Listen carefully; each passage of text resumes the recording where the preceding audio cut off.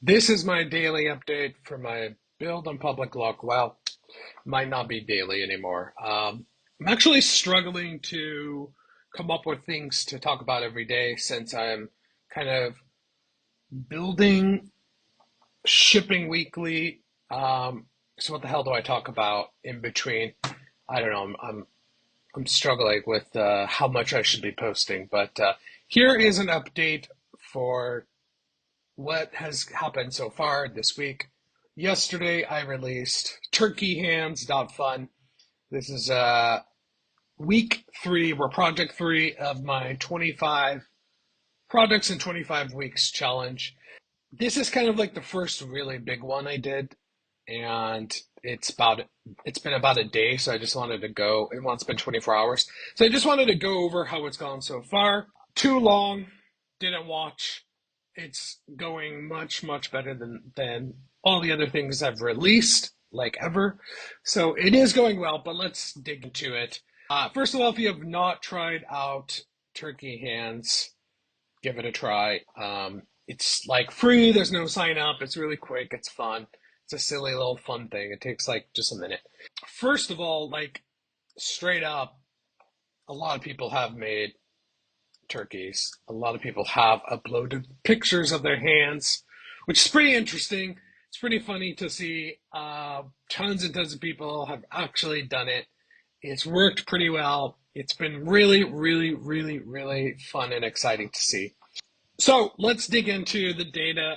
First of all, 600 plus unique visitors have come to the page.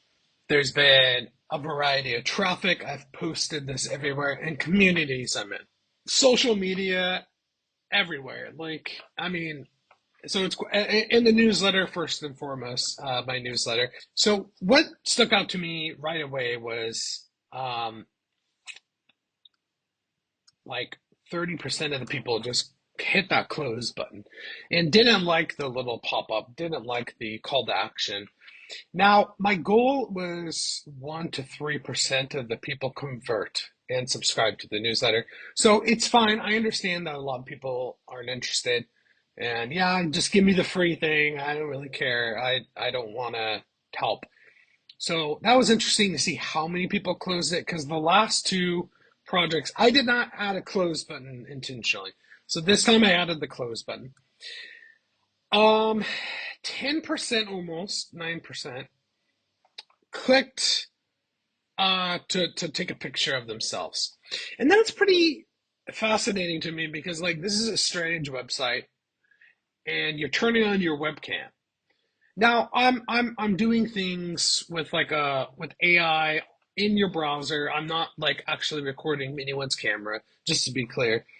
But these people don't know that. So it's fascinating. Like I shared this and got 10% to click and turn on their webcam. That's pretty freaky. That's pretty wild when you stop and think about it.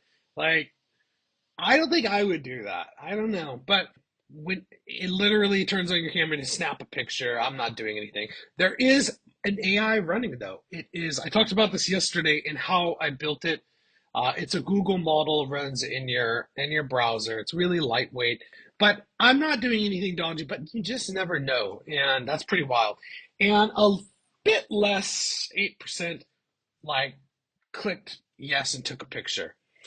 A bunch of people did just upload a picture of their hand. Personally, that's probably what I would do if I were to like a stranger doing this. I probably wouldn't turn on my webcam. Okay, so what else? Um, a lot of people who did actually go through the funnel and they actually added their turkeys. Quite a few actually added accessories. So this one right here is who went through the entire funnel, who uploaded their hands, who created the turkey. Very interesting. It's much smaller number than I thought it would be. About 2.5%, a little under 3%. Actually completed the whole flow. I thought that was pretty interesting. I actually thought that'd be quite a bit higher. But a lot of people surprisingly did um, did actually put a picture of their hand. They didn't complete it though. And I think the reason for this is curiosity. People just wanted to see what the hell happened. Like how well did this work? And like going through and my dashboard and seeing some of the hands, the tooling did fail a bit. It didn't get quite as high as I was hoping. So I can kind of see why some of the people just bailed because it didn't do that great of a job, like taking out their hands. Interesting. How many people did sign up?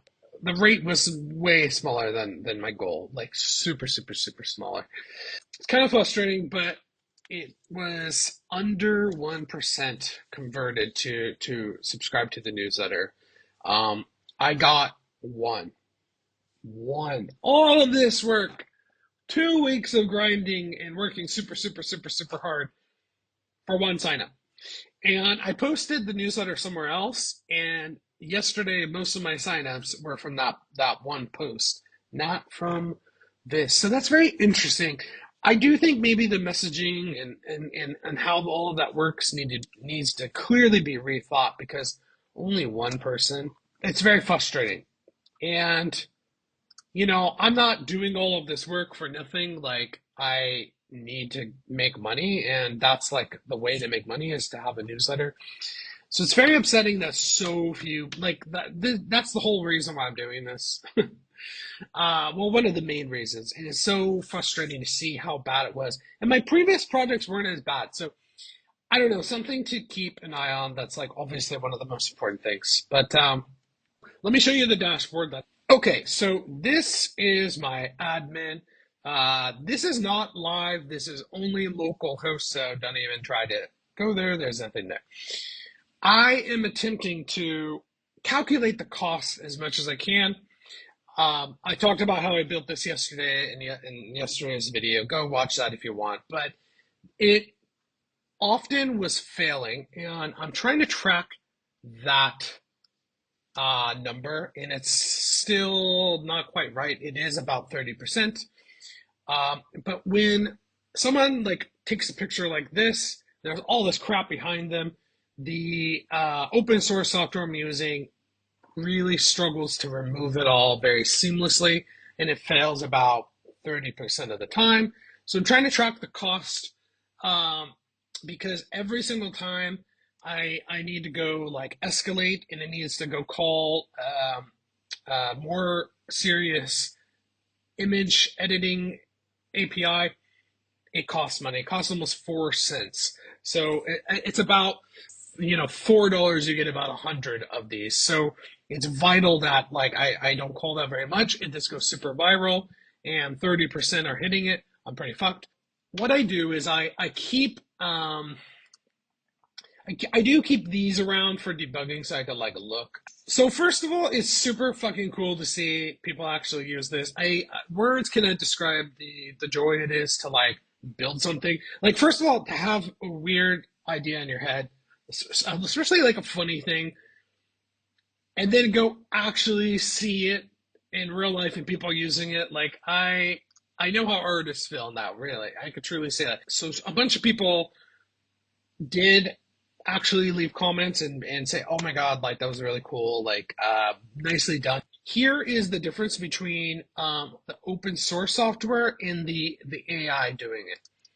So that is purely an open source package, like a bunch of like open source code running. And then here is the AI like doing a little extra to remove stuff from the background. You can kind of see there's probably some artifacts here that it removed. It's working fucking spectacularly. And by the way, this is like people like putting their hands in crazy positions. Um, here is one that somebody did, and then here's like the final product on the site. They actually made the turkey, nicely done. I like that one. If a that like and again, I did so much testing, the data is kind of skewed, so it's not quite right. It's actually lower than this, but it's like, okay, look, if 1,000 people come, it's probably going to cost you $16. 10,000 people come, it's going to be like $150. So it's vital that I like try to tweak things and not make it escalate into using the more expensive tooling. But it's very fascinating to like see um, see how well it went. Like here's a perfect example. Like it failed. The lighting was really poor. I tried really hard for it to reject those pretty quickly and be like, hey, that's not going to work. And I don't think it did. And I can see why this person did not convert. Maybe that's them again. I don't know.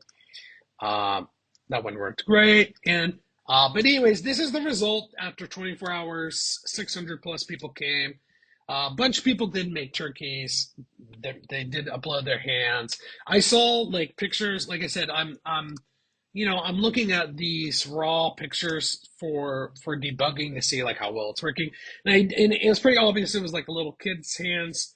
Uh, I'm so happy that like kids are using this and finding joy. And a few people, like the parents, actually commented and said, "Look, my kids really love this. Thank you, thank you for making this. My kids really got a kick out of it." And that makes me so happy.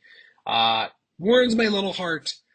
Maybe this thing is not a success in making me money. No one donated, unfortunately.